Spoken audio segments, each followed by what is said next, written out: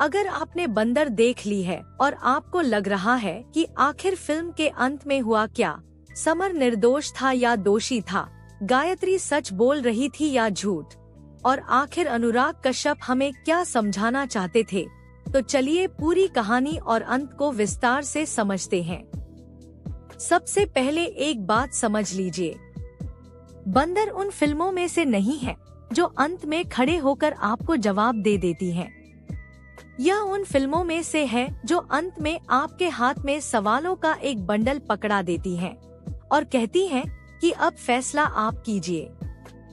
पूरी film summer Mehra के इर्द गिर्द घूमती है। एक समय का मशहूर टेलीविजन स्टार, एक ऐसा आदमी जो कभी लोगों का चहेता था, लेकिन अब उसकी लोकप्रियता खत्म हो रही है, काम कम हो रहा है, उम्र बढ़ रही है, नई पीढ़ी उसे पीछे छोड़ रही है, और सबसे बड़ी बात, वह इस सच को स्वीकार नहीं कर पा रहा। यहीं से उसकी मानसिक गिरावट शुरू होती है।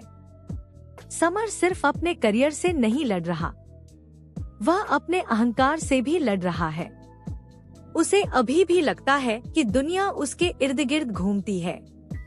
वह लोगों को इस्तेमाल करता है, रिश्तों को गंभीरता से नहीं लेता, और जब चीजें उसके मुताबिक नहीं होती तो वह दूसरों को दोष देता है। फिर उसकी जिंदगी में गायत्री आती है। दोनों के बीच रिश्ता बनता है, लेकिन समय के साथ रिश्ता जहरीला होने लगता है। समर आगे बढ़ना चाहता है, गायत्री उससे अलग नहीं होना चाहती। जब समर उसे ब्लॉक कर देता है और अपनी जिंदगी से बाहर निकालने की कोशिश करता है, तभी पूरी कहानी एक विस्फोटक मोड़ लेती है। गायत्री उस पर बलात्कार का आरोप लगा देती है। यहीं से फिल्म का सबसे बड़ा सवाल शुरू होता है। क्या आरोप सच है या झूठ? दिलचस्प बात यह है कि फिल्म कभी इसका सीधा जवाब नहीं देती, और यही इसकी सबसे बड़ी ताकत भी है और सबसे बड़ा विवाद भी। अधिकांश फिल्मों में हमें अंत तक पता चल जाता है कि कौन सही है और कौन गलत, लेकिन यहाँ ऐसा नहीं होता, क्योंकि निर्देशक का ध्यान अदालत के फैसले पर नहीं है। उसका ध्यान उस इंसान पर है जो आरोप लगने के बाद पूरी तरह टूट जाता है। एक बार आरोप लगने के बाद समर की पूरी जिंदगी बदल जाती है। मीडिया उसे अपराधी घोषित कर देती है, सोशल मीडिया उसे राक्षस बना देता है, लोग बिना किसी अदालत के फैसले के उसे दोषी मान लेते हैं, और धीरे धीरे उसका पूरा अस्तित्व खत्म होने लगता है।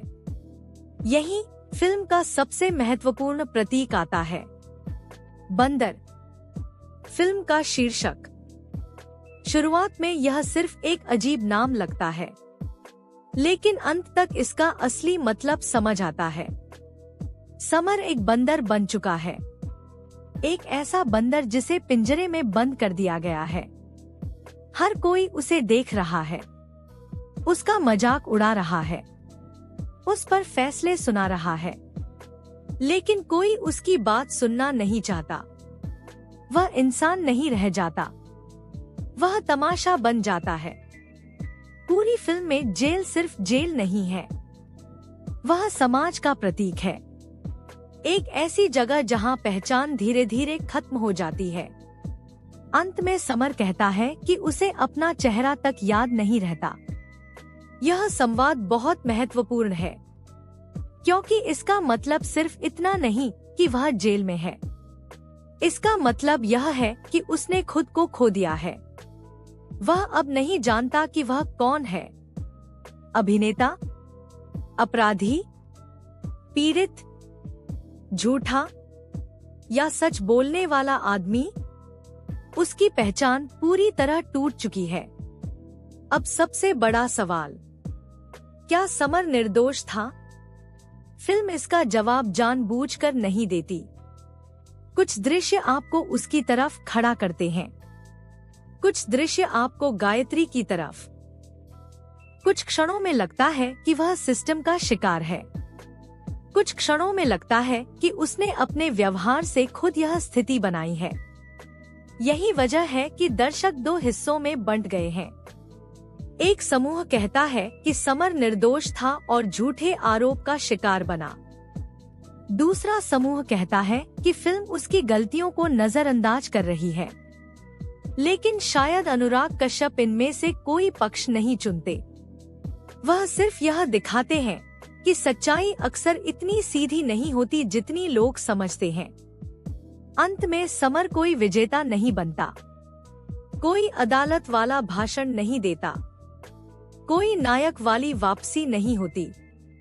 वह बस एक टूटा हुआ इंसान बनकर रह जाता है। यही फिल्म का सबसे दुखद हिस्सा है। अब बात करते हैं फिल्म के असली संदेश की।